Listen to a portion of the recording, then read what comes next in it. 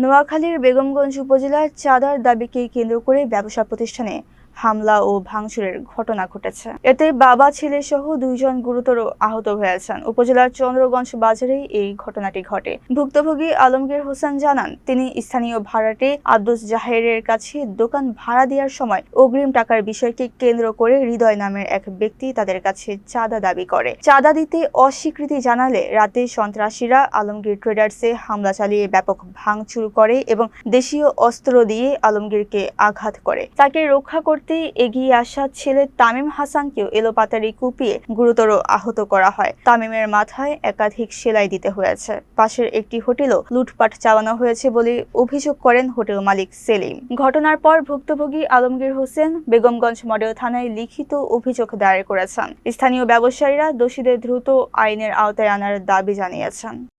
আমি আর আমার বাবার দোকানে বসে রয়েছি। বসার পরে হৃদয়ে তার ছেলেপেলে নিয়ে অতর্কিত হামলা করে।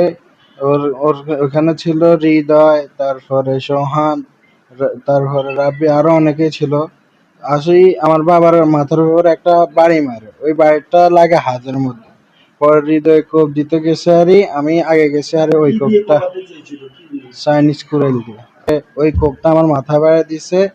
মাথার এই সাইডে একটা বাড়ি দিছে, পরে ফিটে একটা বাড়ি দিছে। বাড়ি দিয়ে ওরা পালাই গেছে। উদ্ধার করার পরে আমার হাসপাতালে নেওয়ার পরে ওই জায়গার মধ্যে মাথা আমি সেলাই করার পরে এখন আমি আছি। আমার নাম মোহাম্মদ আলমগীর হোসেন। আমি বাংলাদেশ জাতীয়তাবাদী দল বিএনপির রাজনীতির সাথে জড়িত।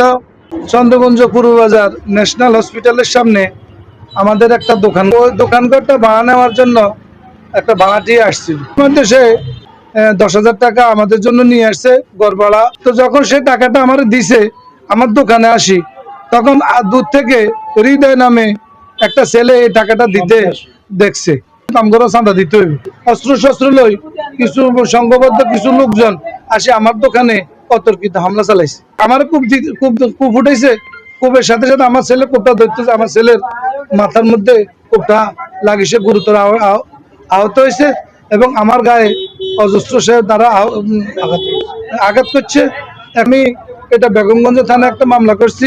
আমার ভাইরা আমার একই সাথে জড়িত দোকান একটা ভাড়াটিয়া আসছে, ভাড়াটিয়া বানা বাবদ আমাদেরকে 10,000 টাকা দিতে আসছে। টাকা দেওয়ার পরে এরা সংঘবদ্ধ কিছু সন্ত্রাসী আসি আমার ভাইয়ের উপরে অতর্কিত ভাবে হামলা চালাচ্ছে। 2 ধাপে হামলা করছে ওরা। তো এদের কোনো স্থায়ী কোনো বসবাস নাই, ইয়াবা ব্যবসা করে।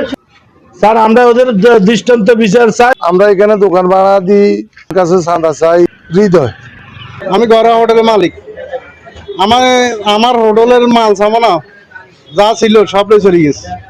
দর্শক, আপনারা যেমনটি শুনছিলেন, আলমগীর হোসেনের নিজের দোকান ভাড়াটিয়াকে বুঝিয়ে দিয়েছে, আর ভাড়াটে কাছ থেকে দোকান বুঝে নেওয়ার পর আলমগীর হোসেনের দোকানে চাঁদা দাবি করে।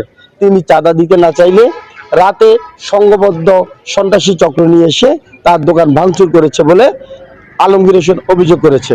ঘটনার পর বেগমগঞ্জ মডেল থানা ঘটনাস্থল পরিদর্শন করে আইনগত ব্যবস্থা গ্রহণ করার কথা বলেছে।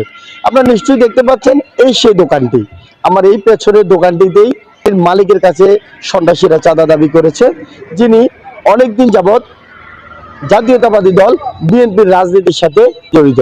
তিনি দুঃখ প্রকাশ করে বলেন, গত 17 বছর আওয়ামী লীগ শাসন আমলের সময়ও তার কাছ থেকে কেউ কখনো এই ধরনের চাঁদা দাবি করেনি। দাবি করেছেন যে এই সরকার গঠন করার পরে দেশের আইন শৃঙ্খলা পরিস্থিতি উন্নতি হলেও এই অঞ্চলের সন্ত্রাসীরা মনে হয় যেন তাদের সক্রিয় অবস্থান জানান দিচ্ছে।